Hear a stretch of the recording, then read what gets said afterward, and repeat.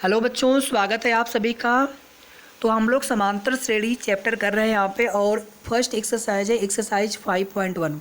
हम लोग question first second और थर्ड कंप्लीट कर चुके हैं, और यहाँ पे हम लोग क्वेश्चन नंबर 4 पूरा कंप्लीट करने वाले हैं।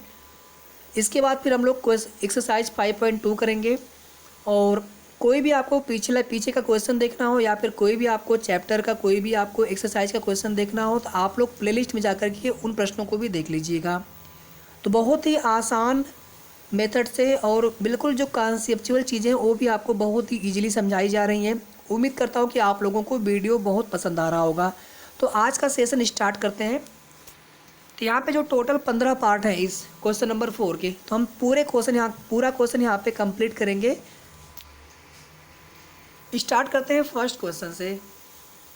निम्न में से कौन कौन एपी हैं? यदि कोई एपी है तो उसका सार्व अंतर कॉमन डिफरेंस भी आपको बताना है, और इनके 3 और पद लिखना है आगे वाले, यानी जितने पद यहाँ पे हैं उसके बाद 3 पद आपको और लिखना है आगे वाले। ओके, तो पहला पार्ट यहाँ पे स्टार्ट करते हैं क्वेश्चन नंबर 4 का। अगर आप ध्यान से देखेंगे तो हमें क्या पता करना है? सबसे पहले सार्व अंतर डी की वैल्यू, ये प्लस भी हो सकता है, ये माइनस भी हो सकता है। जब भी ये प्लस होगा तो हमारे पास जो एपी होगा इंक्रीजिंग एपी होगा, यानी बढ़ता हुआ समांतर श्रेणी होगा। और अगर डी की वैल्यू नेगेटिव होगी तो हमारे पास जो एपी होगा वो डिक्रीजिंग एपी होगा, घटता हुआ समांतर श्रेणी। जैसे हमने यहाँ पे 2 लिखा, उसमें मान लीजिए हमने सार्व अंतर डी ले लिया 3, तो यहाँ पे क्या करेंगे? 3 3 ऐड करते जाएंगे। तो ये क्या हो गई? हमारी बढ़ता हुआ इंक्रीजिंग एपी है, क्योंकि यहाँ पे डी के वैल्यू क्या है? प्लस में है, पॉजिटिव में है। और अगर हमने यहाँ पे डी के वैल्यू -3 ले लिया होता, पहला पद मान लीजिए 2 ही है यहाँ पर सपोज दैट, या हम लोग यहाँ पे 10 ले लेते हैं, तो उसके बाद -3 उसमें ऐड करेंगे, यानी फाइनली क्या होगा? घटाएंगे हम लोग 10 में से -3। हमने आपको बता रखा है जब भी आपको समांतर श्रेणी निकालनी होगी, चिन्ह सहित आप सार्व अंतर को जोड़ते जाएं। और जब भी आपको सार्व अंतर निकालना हो तो दूसरे वाले पद में से पहले वाले पद को घटाते हैं। कोई भी 2 लगातार पद ले लीजिए, अगले वाले पद में से ठीक पिछला वाला पद घटाते हैं। ठीक है, उसमें जो भी चिन्ह आएगा डी के, उसके अनुसार ये पता चल जाएगा कि इंक्रीजिंग एपी है या फिर डिक्रीजिंग एपी है। तो यहाँ पर देखिए 10 हो गया, फिर 7 हो गया, फिर 4 हो गया, 1 हो गया, -2 हो गया। तो ये क्या है आपका? ये आपका डिक्रीजिंग एपी है, क्योंकि यहाँ पे डी की वैल्यू नेगेटिव थी। अगर यहाँ पे आप पहला पार्ट चेक करेंगे तो 2 में 2 ऐड हुआ है, लेकिन 4 में फिर 4 ऐड होकर आपको 8 मिला, और फिर 8 में फिर 8 ऐड हो रहा है।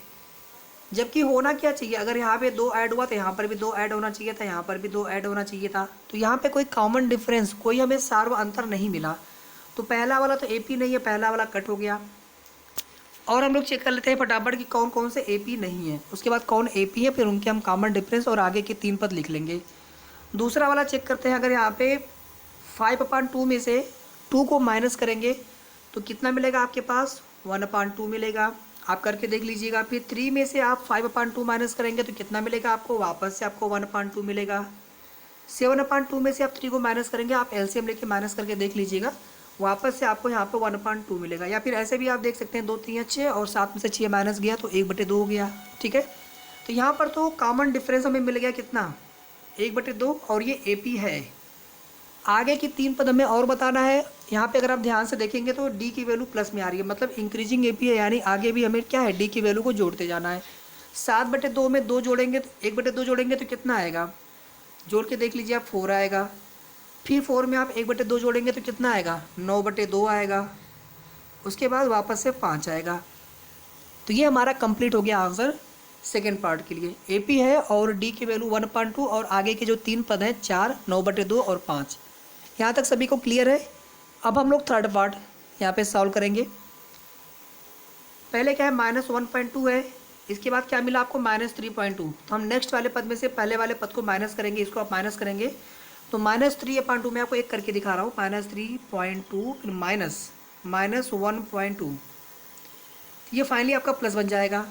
और फिर देखेंगे आप यहाँ पे साइन अपोजिट है, यानी -3.2 में से 1.2 माइनस करेंगे तो कितना मिलेगा आपको? -2 मिलेगा। तो यहाँ पे आपको मिल गया -2। फिर तीसरे में से दूसरे पद को माइनस करके देखिए क्या यहाँ पर भी उतना ही कॉमन डिफरेंस मिल रहा है क्या? बिल्कुल उतना ही मिल रहा है। फिर यहाँ पर भी आप चेक कर लीजिए, यहाँ पर भी आपको -2 मिल रहा है, ठीक है। तो ये भी आपका AP है। और क्या हो रहा है, डिक्रीजिंग AP है। जब भी नेगेटिव में वैल्यू ज़्यादा होती है तो वैल्यू क्या होती है, कम होती है, -4 -3 से छोटा होगा। तो भले ही आपको इसके अंकिक मान आपको बढ़ते हुए दिख रहे होंगे, लेकिन यहाँ पे आपका जो समांतर श्रेणी है घटता हुआ समांतर श्रेणी है। अब इसके बाद आगे के हम लोग 3 पद और लिखने हैं, कुछ नहीं करना, -2 उसमें से घटाते जाना है। -2 घटाने का मतलब हो गया कि -7.2 उसका भी साइन माइनस है, और जब -2 घटाएंगे आप, इसमें से -2 करेंगे जब आप, तो दोनों की चिन्ह समान होने की वजह से हमें इन्हें जोड़ना पड़ेगा। तो कितना मिल जाएगा, -9.2, फिर आगे वाला पद -11.2, उसके बाद वाला पद -13.2। तो ये हमारे आगे के उसके 3 पद हो गए। डी की वैल्यू हो गई -2, और ये AP है थर्ड वाला पार्ट। इसमें कोई दिक्कत आपको नहीं आनी चाहिए। -7.2 यहाँ पर है, तो इसमें से -2 घटाने का मतलब हो गया कि दोनों के साइन यहाँ पे सेम मिल गए आपको, तो फाइनली क्या करेंगे, आप जोड़ देंगे, ठीक है। किसी को कहीं भी डाउट लगे आप बेझिझक क्वेश्चन पूछिए, मैं आपको एक बार नहीं 10 बार आपको बताऊंगा, उस चीज़ को रिपीट करूंगा बार बार। आप सभी को अच्छे से समझ में आना चाहिए, बहुत ही अच्छे से, सिर्फ अच्छे से नहीं। तो अब मैं ये पूरा रफ कर रहा हूँ, इसके बाद हम लोग करेंगे फोर्थ पार्ट। पहले चेक कर लेते हैं फोर्थ वाला पार्ट जो है ये AP है कि नहीं है। -10 है, फिर -6 है, फिर 2 है, उसके बाद 2 है। तो -10 में अगर आप देखेंगे तो यहाँ पे +4 ऐड हुआ है। फिर -6 में अगर आप देखेंगे तो वापस से +4 ऐड हुआ है, और यहाँ पर भी +4 ऐड हुआ है। कैसे, -6 दूसरे वाले पद में से पहले वाले पद को माइनस करेंगे, -10 करेंगे आप, तो -6, और ये फाइनली आपको यहाँ पे प्लस हो जाएगा, +10 हो गया, तो आपको यहाँ पे 4 मिल गया। फिर आगे देखिए -2 है, इसमें से आप करेंगे -6 को, ये वापस से आपका प्लस बन जाएगा, वापस से आपको 4। उसके बाद आगे भी इसी तरह से 4 आपको मिलेगा। तो कॉमन डिफरेंस यहाँ पे 4 मिल गया। अब क्या करते हैं हम लोग, आगे की 3 पद और लिख लेते हैं, बहुत आसान हो गया, 4 ऐड करते जाएंगे क्योंकि प्लस में है वैल्यू। तो 4 2 6, 6 4 10, 10 4 14। ये हमारा यहाँ पे कंप्लीट आंसर हो गया। डी की वैल्यू 4, आगे की 3 पद 6 10 और 14 है, और ये वाला हमारा AP है फोर्थ पार्ट। तो पहला वाला AP नहीं था, बाकी सेकंड, थर्ड और फोर्थ हमें अभी तक AP मिल रहे हों। यहाँ तक सभी को क्लियर है। इसके बाद हम लोग करेंगे फिफ्थ वाला पार्ट। फिफ्थ वाले अगर मैं फास्ट चल रहा हूँ तो प्लीज़ आप कमेंट कर दीजिएगा, मैं थोड़ा सा और स्लो चलूँगा। इसको ध्यान से देखिए आप। 3 में अगर आप +2 ऐड करेंगे तो आपको मिल जाएगा +√2 ऐड करेंगे तो आपको मिल जाएगा 3 + √2, और 3 + √2 में आप वापस से +√2 ऐड कर देंगे तो आपको मिल जाएगा 3 + 2 √2। ये √2 और ये √2, मतलब जो पहले वाला √2, दोनों ऐड हो जाएंगे। फिर 3 + √2 में वापस आप ऐड कर देंगे +√2 को, तो ये वाला +√2 और इससे ऐड होकर के बन जाएगा 3 √2, यानी पूरा मिल जाएगा आपको 3 + 3 √2, यानी AP है ये भी, क्योंकि आपको हर जगह कॉमन डिफरेंस +√2 मिल गया। तो सारा अंतर यहाँ पे √2 हो गया, और आपका AP है। आगे की 3 पद आपको और बताने हैं, तो आप क्या करेंगे, √2 ऐड करते जाइए। तो नेक्स्ट पद क्या हो जाएगा, 3 + 4 √2। फिर उसके अगला पद क्या हो जाएगा, 3 + 5 √2। उसके अगला पद क्या हो जाएगा, 3 + 6 √2। ये हमारा यहाँ पे कंप्लीट सोल्यूशन हो गया फिफ्थ वाले पार्ट के लिए।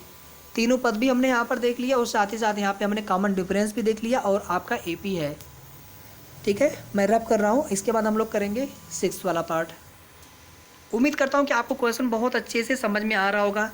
ये देखिए, आपको देखने से लग रहा होगा कि AP नहीं है। आप कॉमन डिफरेंस निकाल करके देखेंगे तो पहले में कितना मिला कॉमन डिफरेंस, 0.20। फिर दूसरे वाले में कितना मिलेगा, 200, कुछ इस प्रकार से मिलेगा।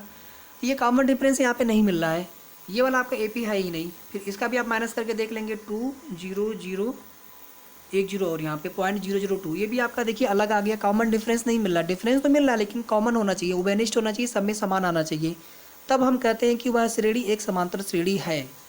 तो ये भी आपका AP नहीं है। तो एक आपका AP ये नहीं था फर्स्ट वाला, और आपका एक AP ये नहीं है सिक्स्थ वाला मिल गया। अब हम लोग सॉल्व करेंगे इसके बाद नेक्स्ट। अगर आप यहाँ पे ध्यान से देखेंगे सेवन्थ वाला पार्ट में, पहला पद यहाँ पर है 0, फिर है -4, फिर है -8, फिर है -12। अगर आप यहाँ पे देखेंगे तो 0 में से -4 किया गया है। आप 0 और -4 करेंगे तो आपको कितना मिलेगा, -4 मिलेगा। और इस -4 में से वापस -4 करेंगे तो ये दोनों साइन सेम होने की वजह से दोनों यहाँ पे जुड़ जाएंगे, तो आपको -8 मिलेगा। यहाँ पर भी -4 हुआ है, यहाँ पर भी -4 हुआ है।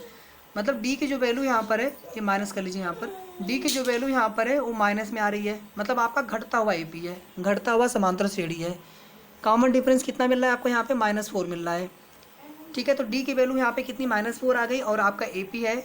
अगले 3 पद हमें और लिखने हैं, तो -12 में से -4 आप माइनस करेंगे।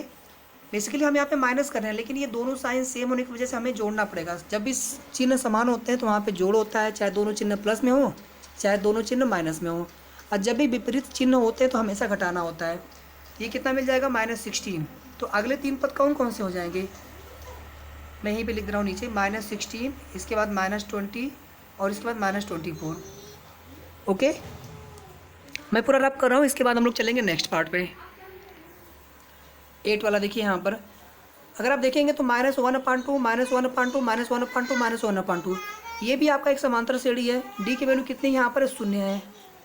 याद आया आप सभी को, यहाँ पे शून्य सार्व अंतर वाली समांतर श्रेणी है जब पदों की संख्या समान मिलती है, बार बार रिपीट होती है। एपी है आपका।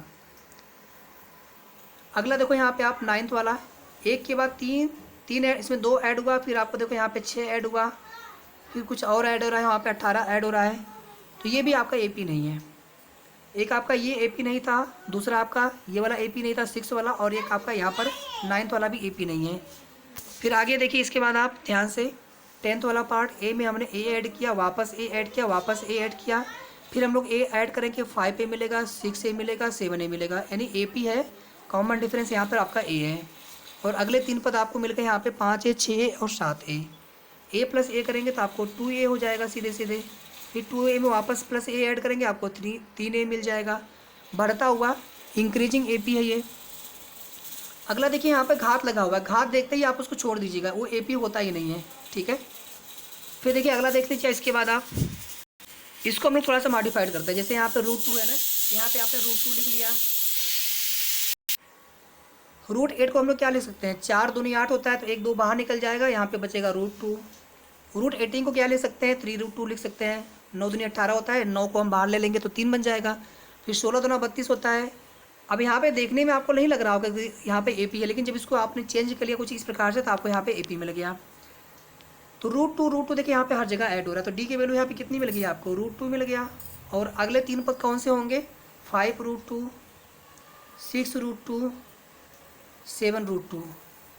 ठीक है, तो एपी है और बढ़ता हुआ इंक्रीजिंग एपी है, बढ़ता हुआ समांतर श्रेणी है। तो उम्मीद करता हूँ आपको ये भी क्वेश्चन अच्छे से समझ में आ गया होगा। तो आपसे इस प्रकार के भी क्वेश्चन पूछे जा सकते हैं। अगला देखो, इसके बाद आप 11, यहाँ पे 11 हो गया, 12 हो गया, 13 वाला देखिए यहाँ पे देखिए आप √3 है, फिर ये देखिए आपका एक अपरिमेय संख्या है √6, और √9 को आप क्या ले सकते हैं 3, ये भी आपका एक अपरिमेय संख्या है 2√3। अगर यहाँ पे आप कॉमन डिफरेंस देखेंगे तो हमें कॉमन डिफरेंस नहीं मिल रहा है। यहाँ पे अगर आप √6 माइनस √3 करेंगे तो ये इतना ही आप लिख के छोड़ देंगे, इसको कुछ इसमें आगे आप कर नहीं सकते। तीसरे में से दूसरा पद माइनस करेंगे तो 3 माइनस √6 हो जाएगा। ये दोनों देखिए यहाँ पे अलग अलग है, इसको आप यहीं से चेक कर सकते हैं कि आपका एपी नहीं है। फिर देखिए यहाँ पे अगला पार्ट, जब भी आपको घात दिख जाए ना, आगे आपको सॉल्व करने की जरूरत नहीं है, लेकिन अगर घात के बाद कोई इस प्रकार से संख्या दिख जाए तो उसको आप जरूर चेक करेंगे, याद रखिएगा। अगर सारे ही घात दिख जाए तो वहाँ पे एपी नहीं होता, वहाँ पे जीपी होने के चांस होते हैं, जो कि आप नेक्स्ट क्लास में पढ़ेंगे। आप मन करें इसको आप सॉल्व करके देख लीजिए। 1 का स्क्वायर 1 होता है, 3 का स्क्वायर 9 होता है, 5 का स्क्वायर 25 होता है। देखिए कहीं पे कॉमन डिफरेंस मिल रहा है आपको, यहाँ पे 8 मिला, यहाँ पे 16 मिला, कहीं पे कॉमन डिफरेंस आपको नहीं मिलेगा। ओके, इसको देख लीजिए यहाँ पर ध्यान से। 1 के बाद 25, 25 के बाद 7 7 49, 49 के बाद 73। इसको हम चेक करेंगे यहाँ पे ज़रूर, क्योंकि यहाँ पे एक संख्या में बिना घात वाली दिख गई। याद रखिएगा, बिना घात वाली अगर एक भी संख्या दिखे तो आप चेक कर लीजिएगा एक बार। कितना डिफरेंस यहाँ पर है 24 का, कितना डिफरेंस यहाँ पे है 24 का, कितना डिफरेंस यहाँ पर है 24 का। ठीक है, कॉमन डिफरेंस मिल गया ना आपको, तो ये आपका एपी है। ये देखिए जानबूझ करके 2 क्वेश्चन इस प्रकार से दिए गए थे ताकि आप यहाँ पे कंफ्यूज ना हो, आपको कॉन्सेप्ट क्लियर होना चाहिए। कोई भी चीज़ आप रटने के बजाय ना उसको आप बिल्कुल अच्छे से समझ लीजिए एक बार। अगले आपको 3 पद और लिखने हैं, कुछ नहीं, इसमें आप 24 ऐड करते जाइए। ये मैं आपके लिए रख रहा हूँ, 24 ऐड करिए, फिर वापस 24 ऐड करिए, फिर वापस 24 ऐड करिए। तो ये यहाँ पर हमारा एक्सरसाइज 5.1 कंप्लीट हो गया, और हम लोग नेक्स्ट वीडियो में एक्सरसाइज 5.2 करेंगे। और कोई भी आपको चैप्टर, किसी भी चैप्टर के कोई भी आपको एक्सरसाइज और कोई भी क्वेश्चन आपको देखने हो, आप जा करके प्लेलिस्ट में देख लीजिएगा, और रेगुलर आपको इसी तरह से क्वेश्चन मिलते रहेंगे, सोल्यूशन मिलता रहेगा। और जितना हो सकता है उतना आपको अच्छे मेथड से बताने की कोशिश करूँगा मैं। किसी एक पर्टिकुलर क्वेश्चन को लेकर के अगर क्वेरी आपकी हो तो आप लोग कमेंट सेक्शन में जा करके पूछ सकते हैं, या फिर आप हमारा ग्रुप भी और पेज भी ज्वाइन कर सकते हैं आप, वहाँ पर भी क्वेरी कर सकते हैं, मैं वहाँ पे आपको PDF भी अवेलेबल करवा दूंगा या फिर आपको सोल्यूशन दे दूंगा। ओके, तो मिलते हैं नेक्स्ट वीडियो में।